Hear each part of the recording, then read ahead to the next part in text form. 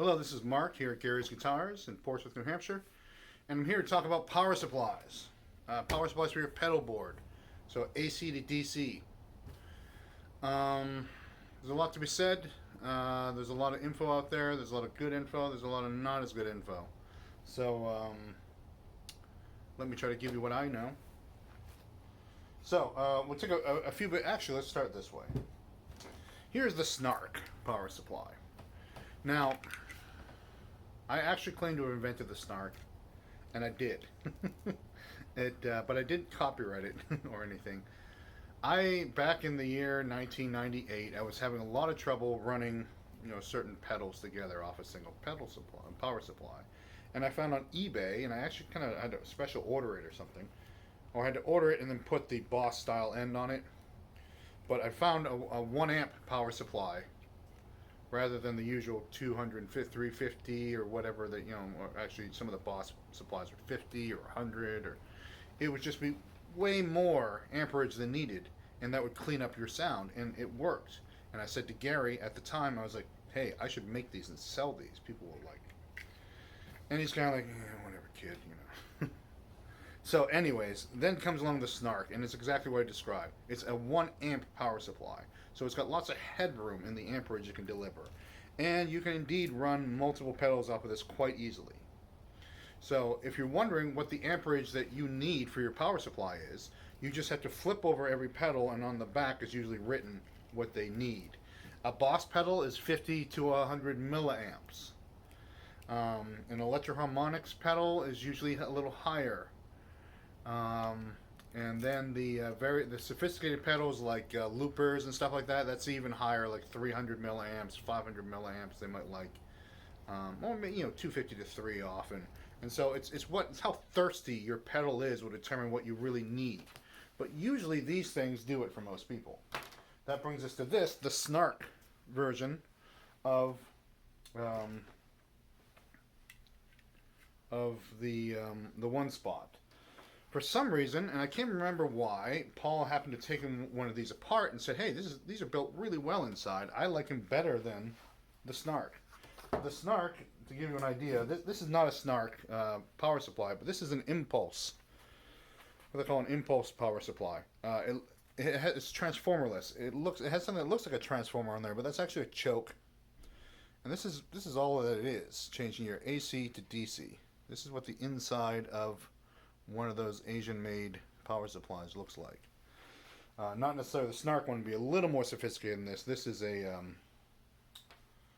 lower amperage, but still not a lot inside here if you were to crack one open. But they do a decent job. They do die once in a while, but Paul said to me that he likes the Snark one better. It could have a transformer. I don't remember what, but he liked the way it was set up. And so we sell those and recommend those mostly. Those are not as high in amperage. Let's see here. 400 milliamps. But also, if you got a bunch of Boss pedals, those, like I said, 50 each. You could run a lot off of that. Then, let's step up to this. This is the latest thing that On Stage is offering. I saw it at NAMM and thought, great idea. It's essentially what the Snark is, except it's 1.5 amps. So it's half as much more powerful, more headroom in your amperage. And it comes with the daisy chain instead of buying that separately.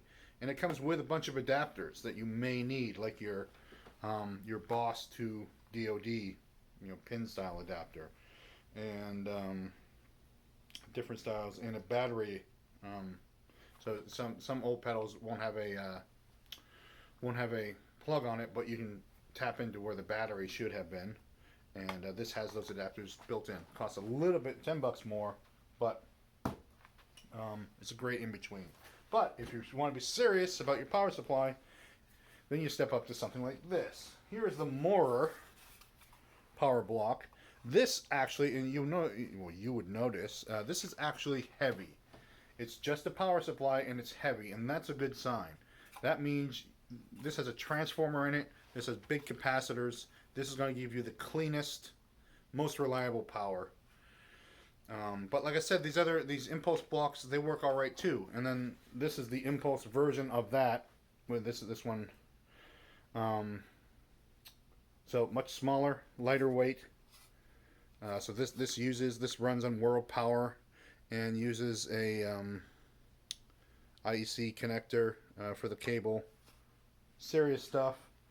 I like it. We had the other one. What's the other one that everyone's using? The one that people got there first. Name slips my mind.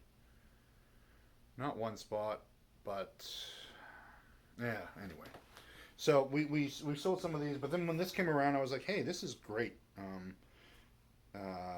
Features wise, it was just as good. It's a little cheaper, so. And then this is perfectly good for anyone. This is also, it can do various voltages. You can do an 18 volt, it can do a 12 volt or a 9 volt. It comes with some accessories, the plugs that you need to work it. And I think it has an external power supply. Yeah.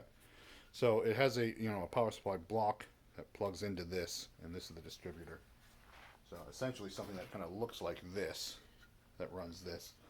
The advantage of this is compact, and if you're not using a lot of pedals, if you don't have a lot of amperage like sucking, if you have one of those big Christmas tree boards, then yeah, you got to step up to something with a transformer in it, something really serious. If you're running 4 to 6 pedals, you can usually get away with something like this.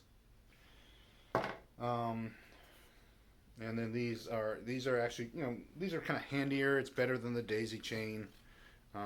They're easier to, and also they also do 18 volt and 12 volt if you need that in addition. Then these are great. These are 9 volt only. What else was I going to say about power supplies? That should about do it. So we have a variety of these here at the store. And we also help people put together their pedal boards if they have like head scratching questions, and so the most important thing to remember is keep your amperage as high as you can above your usage, and that's what you're not going to get to that point where noise really gets introduced, especially with these impulse style power supplies. When the noise gets introduced is when you're working toward your limit. So so interference and noise become more apparent when you don't have that headroom. So, that should do it for this talk. Thanks for watching. Thanks for all your support. And you see, if you're watching this later, we're doing this in the time of, and this is April 2020. We got the sanitizer on hand.